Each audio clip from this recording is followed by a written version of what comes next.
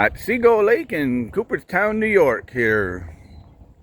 July 3rd, 2026, on the eve of America 250. Clinton's Dam opened August 9, 1779. 2,000 men and 200 bateaux went down the Susquehanna and they started here.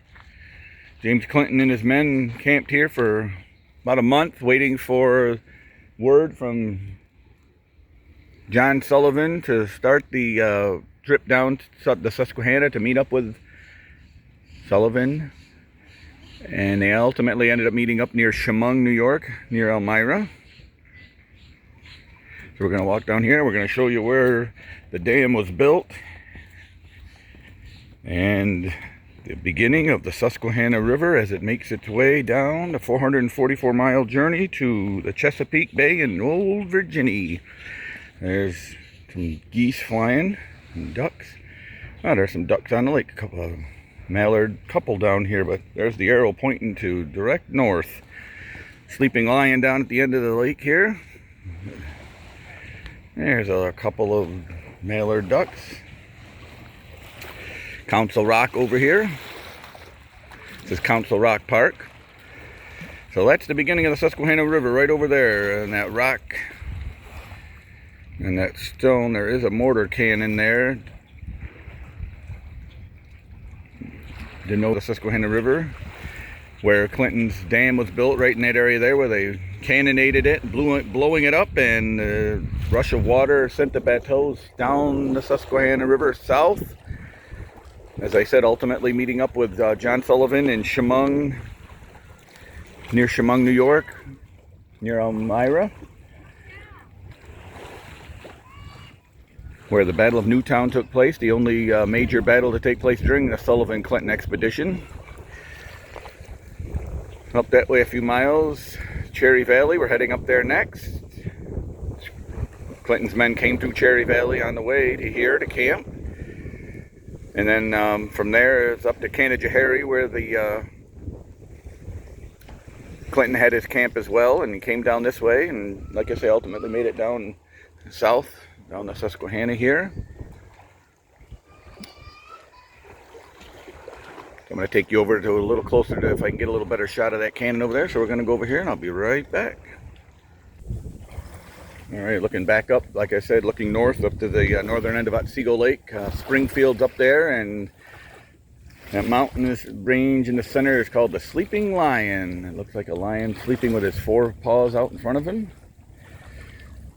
Got a good shot here of Council Rock, where the Haudenosaunee Indians met for meetings for many, many hundreds of years, until the Sullivan-Clinton expedition came through. Part of the American Revolution 250 here was, a lot of things took place in 1777. Battle of Oriskany was the main breaking point of the Six Nations of the Haudenosaunee Confederacy.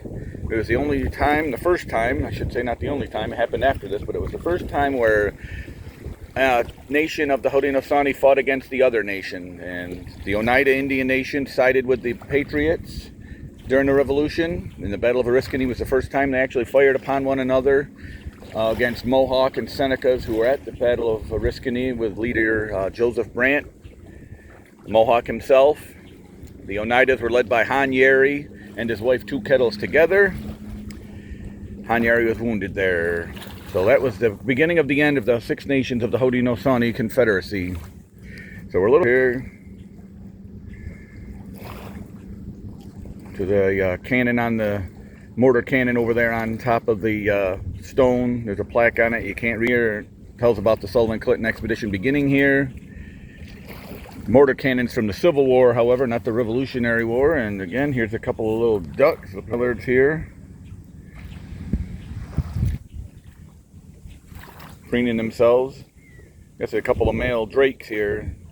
But here it is. This is the waters of the Susquehanna River right here. And you see the different colors change. A little greeny, and then it's a brown here, and then it heads on down south, like I said, 444 miles to the Chesapeake Bay, where it empties in. Eventually ends up in the Atlantic Ocean. So here's some beautiful Beautiful footage here of the lake. Beautiful day. It's hot, but it's a nice breeze here on July 3rd, Independence Day Eve. 2026, 250 years ago. A lot of people think the Declaration of Independence was signed on the 4th of July. Actually, it was approved by Congress on the 4th of July. Then there were 200 copies made up, 30 of which are still in existence to this day. But the majority of the 56 men, 50 of them, signed the Declaration on August 2nd, 1776. But the day it was approved is July 4th, which has become our Independence Day, the day we celebrate our independence from Britain. But that really didn't take place until 1783, when the Treaty of Paris was signed after Cornwallis' surrender in Yorktown in 1781. So even though the independence was declared on July 4th, it was approved and signed on August 2nd. Still, 7 more years of bitter, hard, bloody fighting was done in the American Revolution for us to gain our independence, to be a free country, the freest country in the world, the freest country in the nation, or freest country of all nations, of all time, pretty much, of democracy from day one this country has been. Just ask these little ducks here. These guys are happy as a clam here being in this nice water. So looking up on the hill behind at the southern end here of Otsego Lake. Cooperstown Village over there. It's packed with baseball crazies today. Not busy down here, which is fine with me. It's nice. Come to Council Rock Park. I'm going to show you a plaque here in a second when I get back up to the top talking about the Haudenosaunee Confederacy. So stand by. I'll be right back with that. It's a really nice lake.